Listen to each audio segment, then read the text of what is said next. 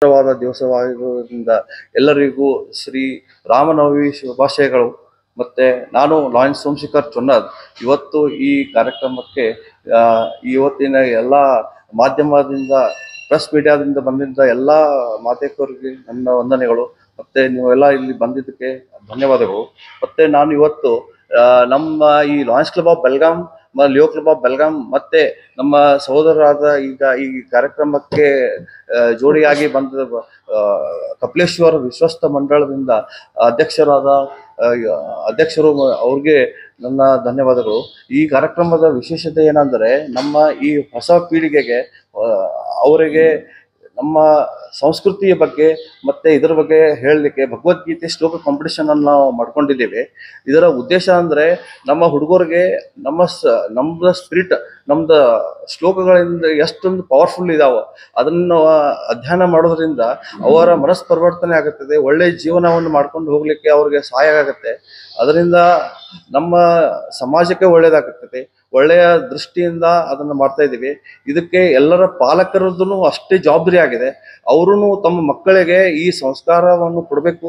ಇದರಿಂದ ಒಳ್ಳೆಯ ಅವರ ಜೀವನ ಪರಿವರ್ತನೆ ಆಗುತ್ತದೆ ಅಂತ ಹೇಳಿಕೆ ಅದನ್ನು ನಾನು ಪ್ರಯತ್ನ ಮಾಡ್ತೀನಿ. ಈ ಕಾರ್ಯಕ್ರಮ ಇದು ಇವತ್ತು ಒಂದೇ ದಿವಸ ಅಲ್ಲ, ಇದು ಒಂದೇ ಸ್ಟಾಲ್ ಅಲ್ಲ, ಇದು ಪ್ರತಿ ವರ್ಷ ನಾವು ಈ ಥರ ಮಾಡಬೇಕು. ಮತ್ತೆ ಪ್ರತಿಯೊಂದು ದೇವಸ್ಥಾನದಲ್ಲಿ ನಾವು ಈ ಕಾರ್ಯಕ್ರಮವನ್ನು ನಾವು ದೇವಸ್ಥಾನದಲ್ಲಿ ಮಾಡ್ಬೇಕಂತ ಪ್ರಯತ್ನ ಮಾಡಿದ್ದೀವಿ. ಯಾಕಂದ್ರೆ ನನಗೂ ಬೇರೆ ಬೇರೆ ದೊಡ್ಡ ಹಾಲ್ನಲ್ಲಿ ಮಾಡ್ಬೋದಾಗಿತ್ತು, ಆದರೆ ಅದು ಅಷ್ಟೊಂದು ಮಹತ್ವದ ಆಗಲ್ಲ. ಯಾಕಂದ್ರೆ ನಾವು ಪ್ರತಿಯೊಂದು ನಮ್ಮ ಈಗಿನ ಹೊಸ ಪೀಳಿಗೆ ದೇವಸ್ಥಾನಕ್ಕೆ ಬರೋದೇ ಇಲ್ಲ.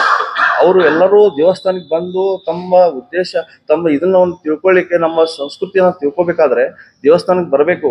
ಅದೇ ದೃಷ್ಟಿಕೋನವಾಗಿ ನಾವು ಈ ಕಾರ್ಯಕ್ರಮವನ್ನು 12 ದಿವಸ ಇದೆ. ಏಪ್ರಿಲ್ 15ರಿಂದ 27 ತಾರೀಕು ಮಟ್ಟ ನಾವು 10 ಶ್ಲೋಕಗಳನ್ನು ಕಲಿಸ್ತಾ ಇದ್ದೇವೆ.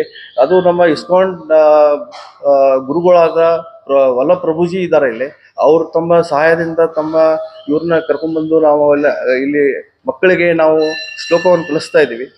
ಅದಕ್ಕೆ ನನ್ನ ಅತ್ಯಂತ ಕನಿಕರವಾದ ಇದನ್ನಂದ್ರೆ ಎಲ್ಲರೂ ತಮ್ಮ